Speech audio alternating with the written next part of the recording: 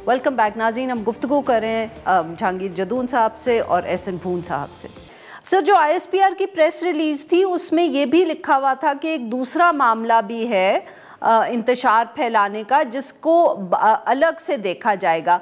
तो मैं जानना ये चाह रही थी कि क्या इससे हम ये समझें कि एक दूसरा कोर्ट मार्शल का ट्रायल होगा? जहांगीर जदून साहब, आप पहले जवाब दे लें और फिर मैं एहसन भून साहब से भी जवाब ले लूँगी इस पर। नहीं, डेफिनेटली। अब देखें, इनकी जो जजमेंट है इन राइटिंग तो हमारे पास नहीं है, ना ही मेरे ख्याल में भून साहब के पास भी नहीं आई होगी। तो अभी तो जो DGISPR की प्रेस रिलीज है उसी पे आप लोग भी तबसरा कर रहे हैं, हम भी कर रहे हैं। अभी जजमेंट नहीं है मेरे ख्याल में, मीडिया के पास भी नहीं आई होगी। तो उसके उन्होंने इंडिकेशन दे दी है कि हो सकता है कि को 9 मई के जो केसेस हैं या कोई दूसरे कोई केस हैं उनके साथ भी इनका कोई कनेक्शन जो है, चाहे वो अबैटमेंट का हो या कोई भी इस तरह का हो, तो वो भी जोड़ के इनका एक और केस में भी ट्रायल पॉसिबली हो सकता है, ये लग रही रहा है। और जो उनके स्पोक्समैन है, सो कॉल्ड स्पोक्समैन, वो भी ये कह रहे हैं कि इनका एक और ट्रायल भी होगा। तो अगर किसी ने कोई ऑफेंस किया है, उसके पास सब्सटेंशियल एविडेंस है, तो ट्रायल से तो किसी को कोई नहीं रोक सकता। तो जो मुल्ज़म है उसको फेयर ट्रायल का राइट होना चाहिए, उसको अपनी चॉइस का लॉयर मिलना चाहिए।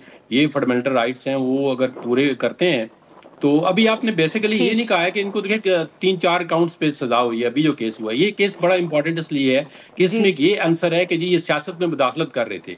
तो ये इसके बड़े दूररस नताइज होंगे कि क्या आर्मी के जो है एक जनरल जो है सिटिंग DG ISI, वो अगर पॉलिटिक्स में मुदाखलत करने में सजा होता है तो ये बड़ा अच्छा प्रेसिडेंट जो है वो सेट हो जाएगा कि आइंदा के लिए फिर हम ये चाहते हैं कि वो लोग पॉलिटिक्स में इतने इन्वॉल्व ना हो जितने जिस तरह का इनको सजा हो गई है।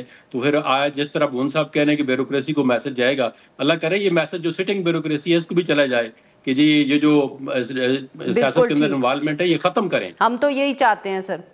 हाँ बिल्कुल। एहसन भून साहब, सर ये बताइएगा, यही एक तो सवाल आपके सामने ही है जो है, और दूसरा ये बताइएगा कि सर माजी में कोई हमारे पास ऐसा प्रेसिडेंट या कोई एग्जाम्पल है माजी का जिसमें किसी का कोर्ट मार्शल हो गया और फिर एक जब दूसरा इशू सामने आया तो दोबारा कोर्ट मार्शल हुआ?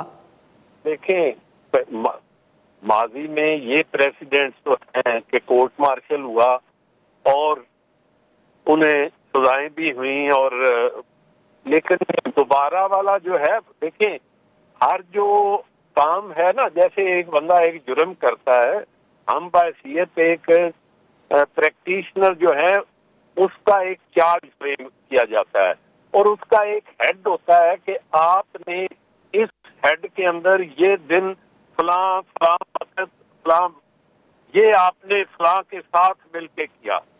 तो अकॉर्डिंगली जब चार्ज फ्रेम होता है तो अकॉर्डिंगली उसको मुल्ज़म को ये दिया जाता है कि वो उस चार्ज के हवाले से अपने आप को एक्सप्लेन करे और वो हां पे जिरा करें कि मैंने नहीं। अब बात ये है कि जब ISPR के प्रेस रिलीज में है तो ये जो मौजूदा केस है जो प्राइमा फेशी हमें नजर आता है, ये सिर्फ और सिर्फ एक तो वो हाउसिंग सोसाइटी के हवाले से है कि उसमें लैंड ग्रैबिंग के हवाले से मिसयूज ऑफ अथॉरिटी की गई, अपने सबऑर्डिनेट्स को इस्तेमाल किया गया और एक बंदे पे जुल्म सितम की इंतहा की गई, और दूसरा ये कि उस केस की मुद्दइया ने भी टीवी पे आके कह दिया कि मुझे जनरल साहब ने आके कहा था कि आपको हम अगर ये हम ले लें आपसे सोसाइटी तो फिर आप क्या क्या करेंगे। ये टीवी पे मैंने उनका सुना था। अब ये सारी चीजें हैं, और जब आप ये एंटी स्टेट एक्टिविटी की बात करते हैं, इंतशार की बात करते हैं, तो बिल्कुल ही एक डिफरेंट जुर्म है और वो डेफिनेटली अकरेंस भी डिफरेंट है। इसके लिए डेफिनेटली उसका कोर्ट मार्शल भी डिफरेंट होगा। जिस तरह एक बंदा कत्ल करता है, दूसरा बंदा जो है वो लैंड ग्रैबिंग दूसरी तरफ करता है, तो हर एक का FIR भी अलहदा होती है और चालान भी अलहदा होता है और ट्रायल भी अलहदा होता है। बहुत बहुत शुक्रिया हमारे दो मेहमानों का, उन्होंने हमारे लिए निकाला। नाजरीन, यहाँ पे लेंगे एक छोटी सी ब्रेक, और जब हम ब्रेक से वापस आएंगे तो हम बात करेंगे NCCIA और जो साइबर क्राइम का इशू।